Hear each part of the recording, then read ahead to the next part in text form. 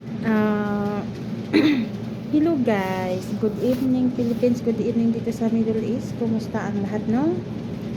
Shout out pala sa mga ka-OFW, kagaya kong kadama or housemaid or zakala sakala. Kumusta naman ang lahat? Laban lang sa hamon ng buhay, no?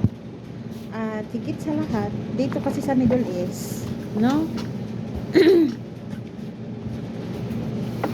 Lahat talaga gawin dito sa Middle East, kahit ano-ano lang gagawin, kahit ano lang iutos, kailangan mong gawin kasi ano yan, susulbat ka ganyan. Kaya sabi nila, ano daw pinunta dito, bakit kung may iutos magrereklamo, sabing ganon. Pero wag naman sa ganyan na sumobra na sa oras, no? Kasi kadalasan ang mga employer dito hindi talaga sumusunod sa kontrata. Kahit anong sabihin sa agency, hindi yan nasusunod ang mga employers sa kontrata. Pero Korea lang sa iba na nakikinig, na talagang iniisip lang na ito yung pinakamahirap na trabaho, no? Kasi isa na doon ang pinakamahirap, magplansa, magluto. Tapos dito sa Middle East, kargador ka ng bigas, mag-ano ka pa ng gasol, sili, lahat na, no? Kargador ka sa lahat-lahat ng mga ano, lahat dyan, mga mantika, lahat-lahat na, lahat-lahat, sabon na, hindi container, ganun. Kaya nga sinasabi lahat na.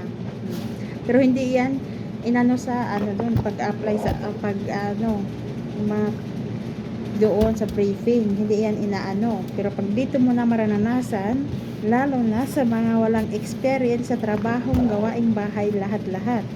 Kasi ako, first time kong nagtrabaho is first timer ko sa Pilipinas. Bata pa talaga ako nag-start ng trabaho, umpisa sa hirap ng buhay, mahirap lang kami, no? Walang wala.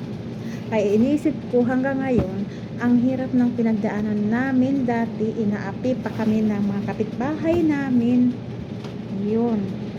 Maraming mga marites na kami ay inaapi. Kaya maraming nagsabi na kami talaga ang pinakamahirap sa aming lugar. Sabi nila, dati inaapi pa talaga. Pero sa kasamaang palad, kung alam ko pa dati na may abroad, kaya lang hindi ko alam kung wala akong kilalang sing agency, no? Dapat nag-apply ako, no? Ganon.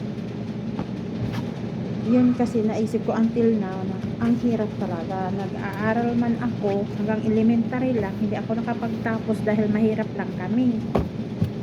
Kaya sabi nga ng mama ko, no, sabi nga ng mama ko, akala daw may anong natapos kong kolehiyo. Tapos maraming nagsabi na wala yan sa pinag-aralan, kung gamit mo lang ang utak mo, pasok ka dyan. Yan ang sinasabi, diba? Pagdating ko dito kasi first timer, lahat ginawa ako, lahat, mga kisami, hanggang nahulog, dumating sa point na nahulog ako sa hagdanan. Yung time na yun, na nahulog ako sa hagdanan, yung amo ko tulog. Pero that time, pinicturan ko, nisend ko sa agency, pinagalitan yung amo ko dito sa sekretary ng agency, tinawagan niya. Tapos sinabihan ako, bakit ko daw sinumo? Alangan, kung ano mangyari sa akin, itulog sila, kung anong mangyari sa akin. Oh, pagising na, wala na yung kadama, wala na yung sakala, wala na yung katulong, no?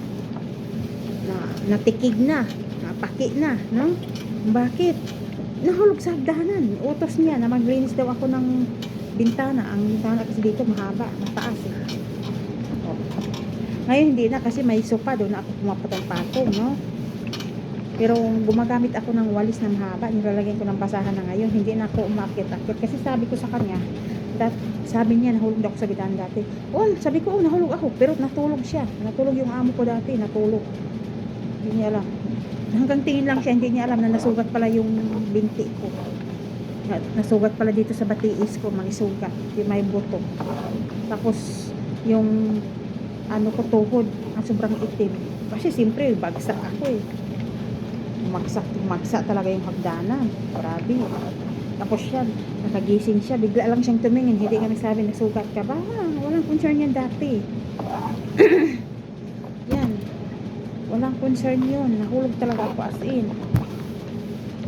Tapos that time, ano, hindi ko na, naglilinis na ako sa Pilipinas ng mga, ano, hindi, pero hindi man ako nahulog. Hindi. Dito ako sa Middle East nahulog sa hagdanan. Ayun. Pero yung iba hindi, ayaw nila ng ganyan. Pero dito, naku, nagbago na siya.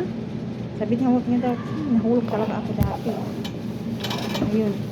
Tapos, ano pa, basta, nabubuisit ako kasi nahulog ako. Tapos, bakit ako